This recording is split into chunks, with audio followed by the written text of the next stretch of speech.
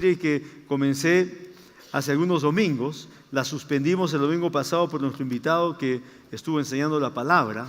Y entonces, siempre bendecidos era una verdad revelada en el corazón, donde estuvimos estudiando que era muy importante reconocer que la voluntad de Dios para nuestras vidas es que conozcamos su bendición. Y que la bendición de Dios es integral. Di conmigo, la bendición de Dios es integral. Eso significa que no solamente es en un área o para un aspecto de nuestras vidas. Significa que Dios tiene interés en todo nuestro ser. Espíritu, alma y cuerpo. Y es curioso, pero es muy claro. Dios quiere que en ese orden nosotros recibamos y disfrutemos su bendición, que es integral. Espíritu, alma y cuerpo. Porque cada área de nuestras vidas es importante. Nuestro cuerpo es importante.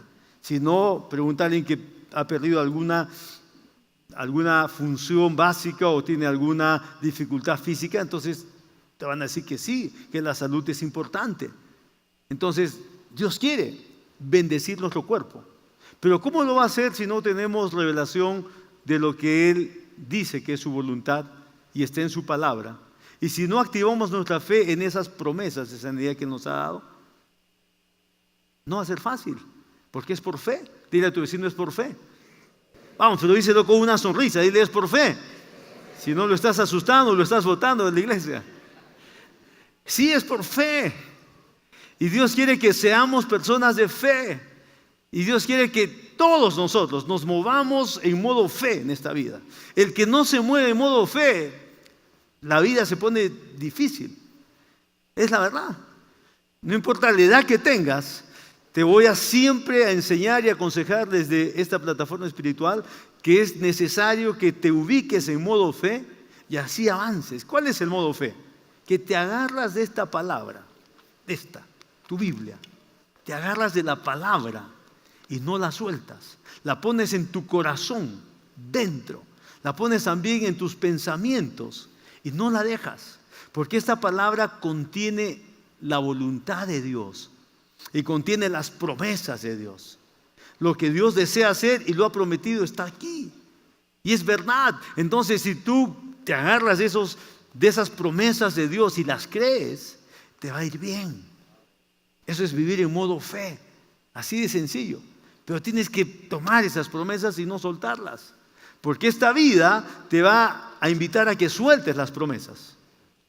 Te va a presentar dificultades y a la vez te invita a que confíes en ti, en tus fuerzas, en tu doble esfuerzo, triple esfuerzo para salir adelante. Y si dejas de confiar en las promesas de Dios, estás dejando lo más importante. Así que sí, la voluntad de Dios es bendecirnos en forma integral. Y Dios quiere que nosotros conozcamos su voluntad. Y dijimos entonces que cuando vamos a la Biblia para conocer quién es Dios y qué características tiene, nos encontramos con un Dios bueno y bondadoso, un Dios abundante y generoso. Levanta tu mano y di conmigo, mi Padre es muy bueno, es bondadoso, es abundante y generoso. Y yo quiero conocer más de sus atributos y más de su voluntad a través de sus promesas, que son para mí. En el nombre de Jesús. Amén. Gloria al Señor. Lo creemos.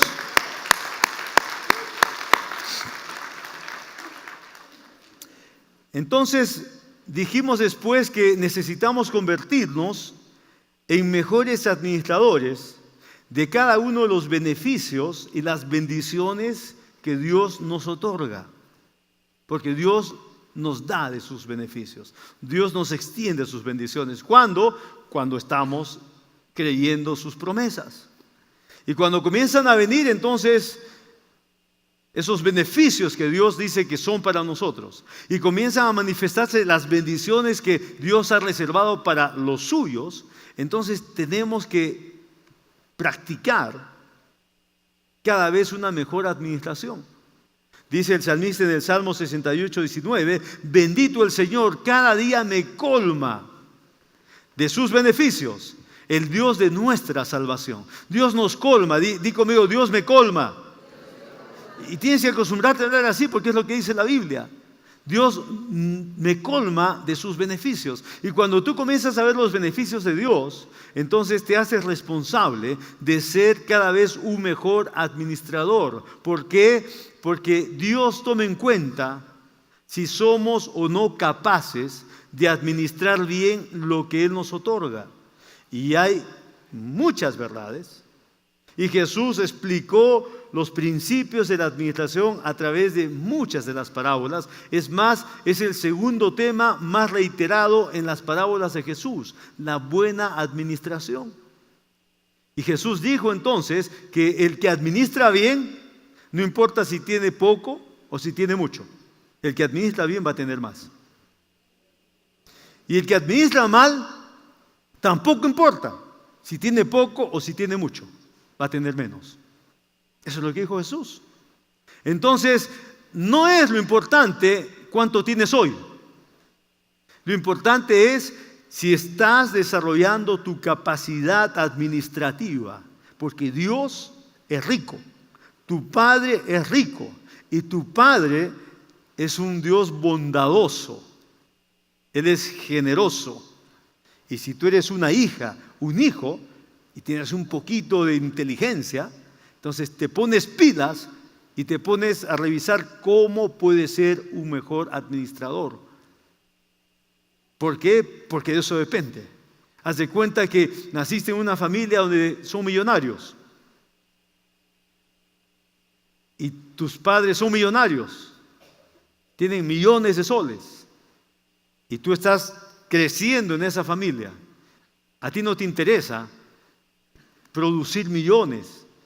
Ya tus padres han producido millones. ¿Qué te debe interesar a ti? ¿Y qué van a hacer tus padres cuando tengan que repartir sus bienes para que otros comiencen a administrarlos? Cuando ellos ya quieren que otros administren, cuando ellos ya quieren que otros practiquen, cuando ellos ya quieren un poquito dejar de trabajar y trabajar cada vez menos y que otros lleven adelante sus negocios y tengan responsabilidad sobre todo recursos. ¿Qué van a hacer ellos? ¿A quiénes van a elegir? Si tienen 15 hijos, ¿a quiénes van a elegir? A los que están mejor preparados para administrar. Ahora, te pongo esa figura para decirte lo siguiente: tu Padre, nuestro Padre es dueño de todo, aunque a veces en lo personal no nos parece, porque decimos, queremos hacer tal cosa, pero estamos limitados, porque no tenemos los recursos llamado dinero para hacer lo que queremos y nos sentimos como que no podemos, y al no poder decimos, entonces estoy limitado. Pero tenemos que saber la verdad. Nuestro Padre tiene todos los recursos. Entonces tú y yo necesitamos años para aprovecharlos y seguir aprovechándolos para conocer más de cómo ser bendecidos. Era mi punto número 1 hace 3 domingos. Cómo retener esa bendición siendo buenos administradores y cómo entonces seguir hasta el final. Porque compartí que como buenos administradores debemos ser fieles, íntegros y sabios. ¿Se acuerdan eso? Digan conmigo: fieles, íntegros y sabios. Una vez más.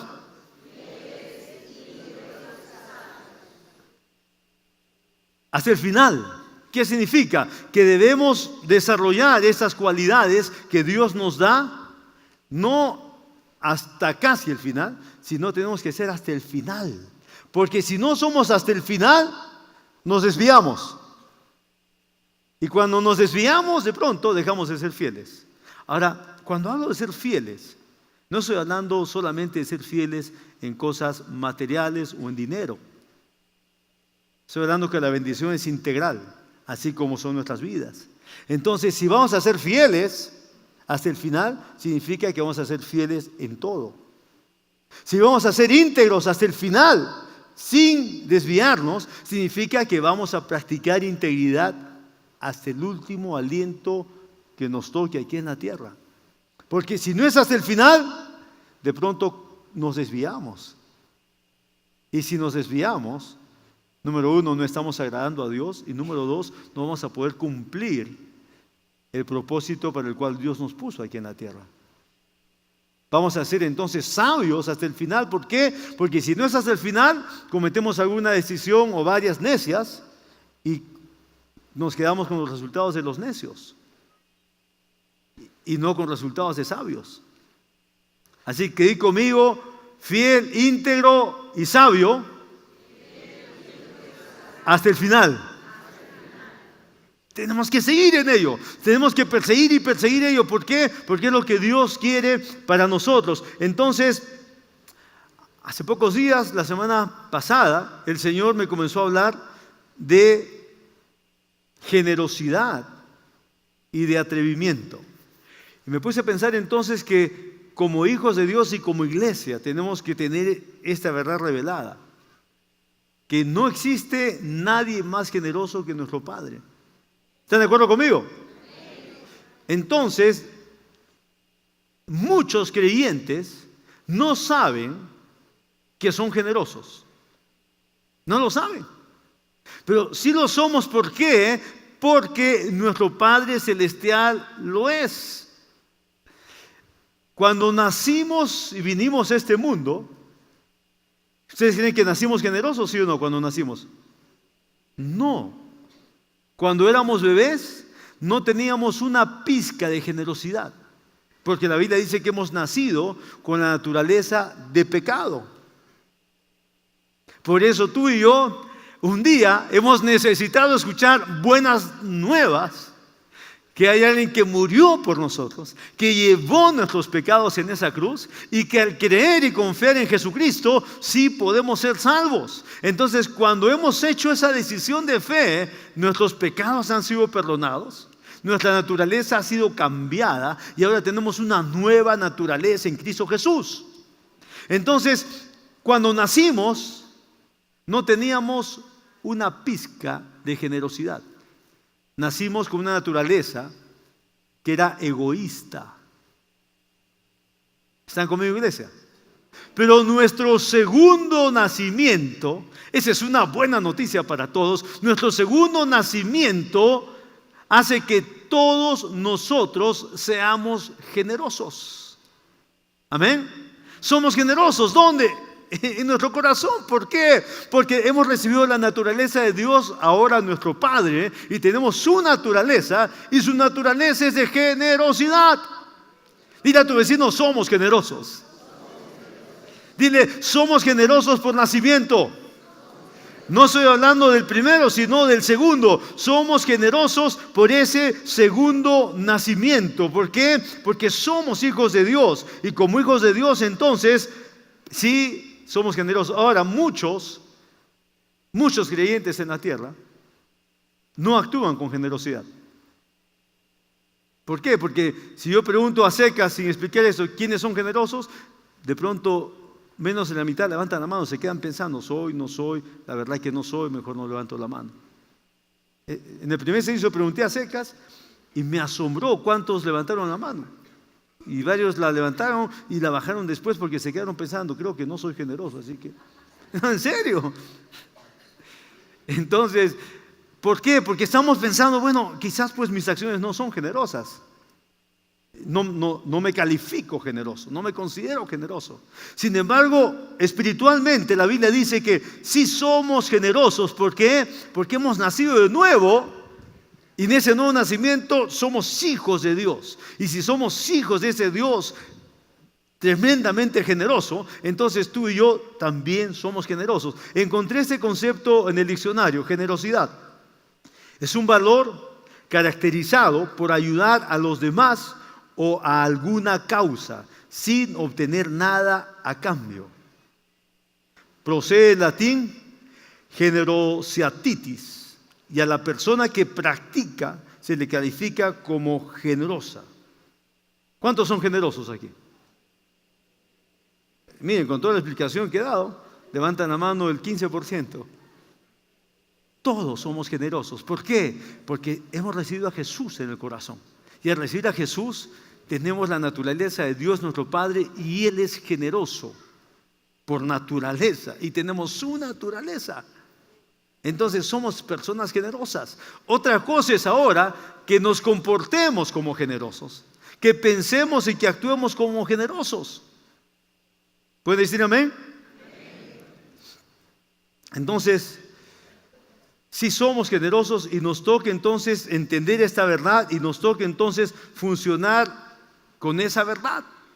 Encontré lo que dice Isaías capítulo 32, versículo 8 en la NTV. Dice, pero los generosos proponen hacer lo que es generoso y se mantienen firmes en su generosidad. ¿Qué vas a proponer entonces ahora como generoso? ¿Qué debemos proponer como generosos? Hacer lo que es generoso. ¿Sabes qué es lo generoso? Que tú digas, bueno, soy generoso, pues ya, he nacido así. Mi padre es el mayor generoso. Ahora, eso no tiene que ver con el budget, eso no tiene que ver con el presupuesto. Porque tú puedes ser una persona generosa y tener muy poco dinero. Pero tú tienes que desarrollar esa verdad en tu espíritu. Soy una persona generosa. Entonces, como eres generoso, separas un sol en otro bolsillo, en otro lado de tu monedero, en otro lado de tu billetera. Separas un sol, si nunca lo has hecho. Y siempre tienes ese sol. Y entonces, después de 2 días, ves a alguien que quiere dar un sol y lo das. Puede ser alguien, un sobrinito o alguien que nunca has visto, que no conoces, lo das. Y después de pronto, como siempre tienes tu sol, de pronto vas a tener 5 soles o 10 soles. Porque eres generoso. Debes tener siempre algo aparte. ¿Por qué? Porque eres generoso. No estoy hablando de lo que das a la iglesia, estoy hablando de tu naturaleza generosa. Entonces, no importa cuánto tengas, debes practicar generosidad. Entonces, ¿qué va a pasar? Cuando tú siempre estás listo para dar algo a alguien, porque ese es el concepto de generosidad del latín, entonces Dios se va a encargar en forma automática que esa cantidad que tú tienes para dar sea repuesta automáticamente. Tú ya no te vas a preocupar, trabajo más, ¿quién me va a dar? No, sino que automáticamente Dios te va a renovar esos 2 soles. O esos 10 o esos 20 si ya crecieron. Pero tú siempre debes tener algo para dar. ¿Por qué? Porque eres una persona generosa. Y el generoso entonces va a recibir de esa misma generosidad. Dice este versículo, se mantienen firmes en su generosidad. ¿Hasta cuándo? Hasta el último aliento en la vida. Tú deberías soñar envejeciendo y siendo una mujer, un hombre generoso en la tierra. Deberías soñar. ¿Por qué? Porque es tu derecho. Eres ya generoso. Y si quieres practicar la generosidad, deberías soñar. Yo siempre voy a tener algo para dar a alguien. Yo siempre voy a tener. ¿Por qué? Porque como soy generoso, estoy separando un poquito y ese poquito lo doy. Y ese poquito, que pueden ser 1 o 2 soles al inicio, después se pueden convertir en 20, 30, 50 y vas a tener entonces soles siempre para que cuando tu corazón es tocado para dar a alguien y tú sabes, debo dar a esta persona, inmediatamente dices, ¿dónde están mis 2 soles? ¿O dónde están mis 50 soles? Y lo sacas. Cuando tú haces eso, hay alguien que se goza muchísimo. Tu Padre, que es el ser más generoso que existe en todo el universo. Y como tu Padre se goza, entonces te va a reponer automáticamente y te va a reponer multiplicado. Amén. Entonces, cuando hablamos de generosidad y hablamos de atrevimiento, atrevimiento es realizar un hecho arriesgado, audaz o valiente. Wow. Yo estoy convencido que el atrevimiento proviene del corazón y tiene que ver con la fe en nosotros. Dios espera que como sus hijos vivamos confiados en la vida, no en incertidumbre y en angustia, vivamos confiados porque somos sus hijos y que seamos valientes.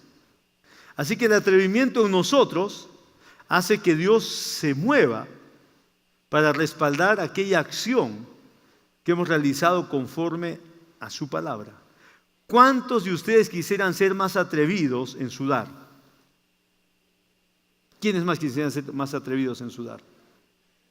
Muy bien, un aplauso para los que quieren ser más atrevidos en su dar. Yo tengo varias historias favoritas en la Biblia.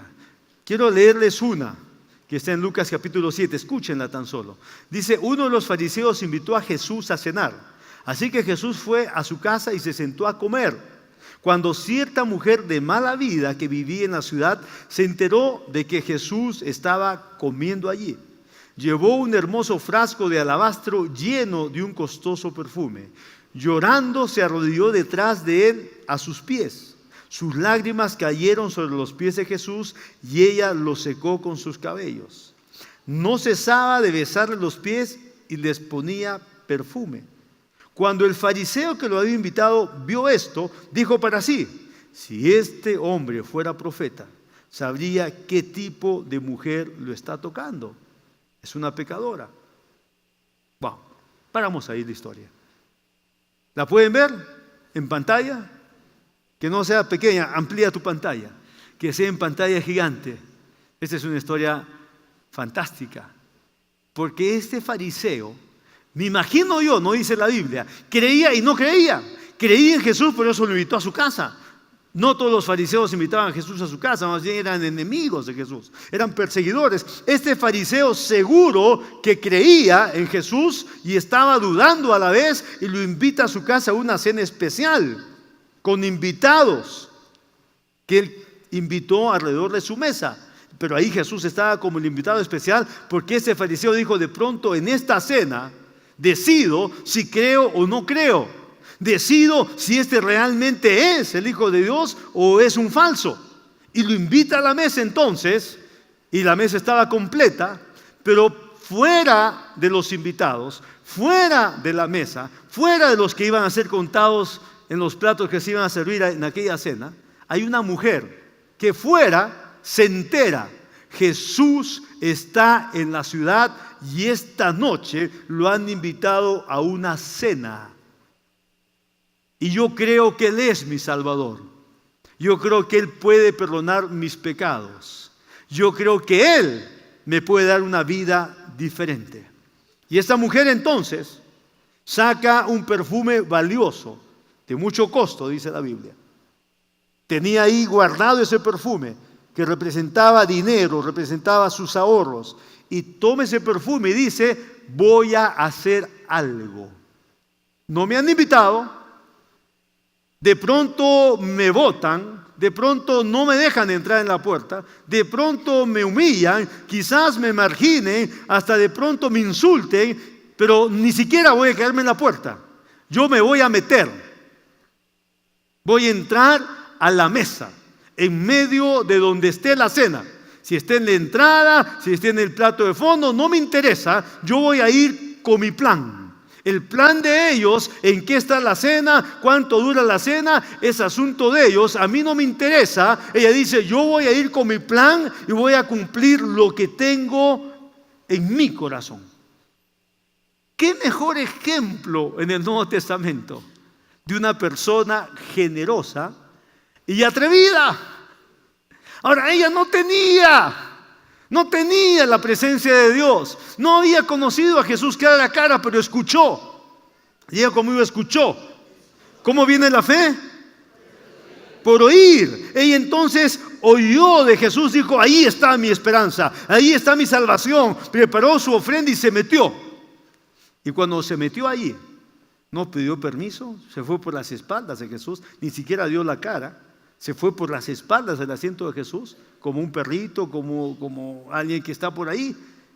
Se arrodilló, se arrepintió y lloró, y con sus lágrimas mojó sus pies, con su cabello secó los pies, sacó el perfume y comenzó a usar el perfume para rociar los pies de Jesús.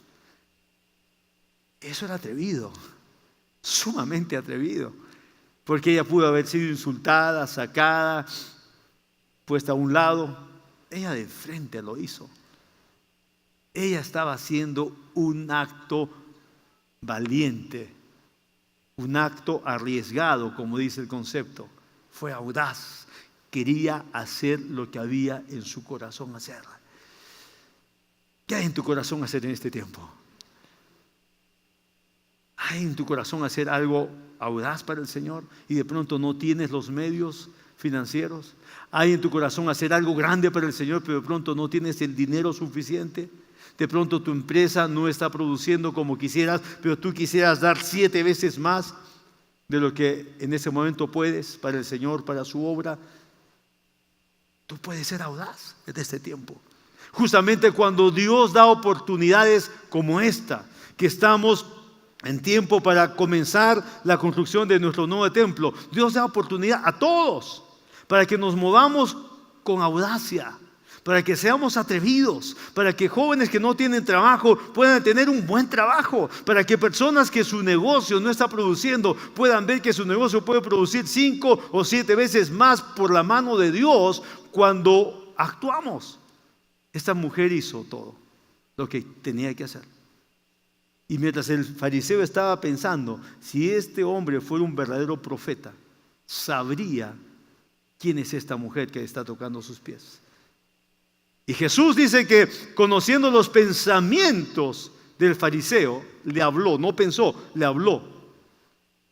Y le dijo directamente, le dijo, te voy a contar una historia. Una persona prestó 500 piezas de plata y a otra segunda persona le prestó 50 piezas de plata. Después de un tiempo, dándose cuenta que ninguna podía pagarle, a ambas por igual las perdonó de su deuda. Y Jesús le pregunta al fariseo, ¿cuál crees que ama más a aquel acreedor que condonó ambas deudas? Y el fariseo contesta y le dice, maestro, supongo que a la persona que perdonó más es la que más ama. Y le dijo, bueno, esta mujer, quien sí, sin ser invitada, sin conocerme, sin estar en tu lista para la mesa, entré a tu casa y no pusiste agua para limpiar mis pies del polvo como es costumbre en todas nuestras familias. No me saludaste con beso, como es una forma afectuosa de saludar. No ungiste mi pelo con aceite de oliva, como en muchas familias lo hacen. Pero esta mujer, desde que entró a este comedor, no ha dejado de llorar y lavarme los pies con sus lágrimas. Y me ha ungido los pies con perfume. Ha hecho lo que tú no hiciste y tuviste la oportunidad de hacer, le dijo. Se nota entonces que esta mujer ama más. Y señalándola, le dijo, esta mujer va a quedar libre de todos sus pecados. Y dice el versículo 48 que no solamente habló con el fariseo, sino que le dijo Jesús a la mujer, tus pecados son perdonados, ya mirándole a los ojos. Y el versículo 50 le dijo, tu fe te ha salvado, ve en paz. ¿Saben qué quiero resaltar en esta hora? Que cuando esta mujer hizo algo, sin importar, sin preguntar, sin poner las excusas, ¿qué pasará? No me van a recibir, me van a rechazar, no voy a lograr hacer. No, ella tomó su frasco de alabastro, que era su generosidad, y fue atrevida, actuó con atrevimiento y se metió ahí e hizo lo que quiso hacer. Y cuando ella hizo lo que en su corazón quería hacer, ya lo hizo. ¿Saben qué faltaba después? Que Jesús hiciera algo. Si vas a leer la Biblia desde el Antiguo Testamento, te vas a dar cuenta que cada vez que un hombre o una mujer hace algo para Dios, siempre Dios toma esa oportunidad y Él nunca deja pasar una. Por eso la palabra dice que Dios no es deudor de nadie y en nada, no solamente en dinero, en cualquier acción. Cualquier acción que nosotros hagamos, por eso Jesús dijo, con la misma medida que mides, vas a ser medido y multiplicado. Si ayudas a alguien, vas a ser ayudado y multiplicado. Si bendices a alguien, vas a ser bendecido y multiplicado. Si levantas a alguien, vas a ser levantado y multiplicado. Si consuelas a alguien, vas a ser consolado y multiplicado. Eso Jesús lo recalcó porque eran verdades desde el Antiguo Testamento. Lo que significa es que cada vez que nosotros hacemos algo para Dios, Dios nunca se queda inactivo. Él va a tomar su oportunidad. Dios nunca deja su oportunidad sin aprovecharla. Tú y yo necesitamos entender esta verdad. Somos generosos ya en el corazón. Somos llamados a actuar, a pensar, a practicar, a decidir, a proponer, como dice Isaías, con generosidad. Y una vez que lo hacemos, tenemos que ser atrevidos. Ya te he puesto el ejemplo de atrevimiento. De pronto no tienes un trabajo, pero dices, pastor, yo quiero tomar un compromiso, porque voy a tener un trabajo en las próximas semanas y meses y voy a tener dinero para ofrendar. Pastor, mi negocio no está bien, pero voy a confiar en Dios, que por tomar ese compromiso, mi negocio va a comenzar a tener ventas y producción, más ingresos. Va a haber un cambio en mi negocio. ¿Por qué? Solamente porque quiero ser generoso y quiero ser atrevido. ¿Cuántos quieren ser generosos y atrevidos? Levanten la mano. Nos conviene. Dile a tu vecino, nos conviene. Ahora, atrevido significa tomar riesgo. Eso significa en el diccionario. Hacer algo arriesgado. Yo te pregunto, ¿cuánto riesgo es tomar una promesa de la palabra que la tienes en tu corazón? Que Dios te está diciendo, dad y se os dará, y multiplicado. Que Dios está diciendo, más bien bienaventurado es dar primero y después recibir, porque yo voy a respaldar eso. ¿Cuánto riesgo tomamos cuando hay una promesa o más de una y decimos, Dios, yo creo tu palabra, voy a dar mis ofrendas, voy a tomar una decisión de fe, voy a ser generoso y voy a ser atrevido y lo voy a hacer? ¿Cuánto riesgo es si es Dios quien lo está prometiendo? Entonces, realmente el riesgo es interpretación de cada quien, pero es Dios que no va a fallar. Es Dios quien ha prometido, es Dios quien va a cumplir. Él dice que Él no es hombre para que mienta, ni hijo de hombre para que se arrepienta. Él dijo y lo hará. Él prometió y lo cumplirá, dice su palabra. Amén.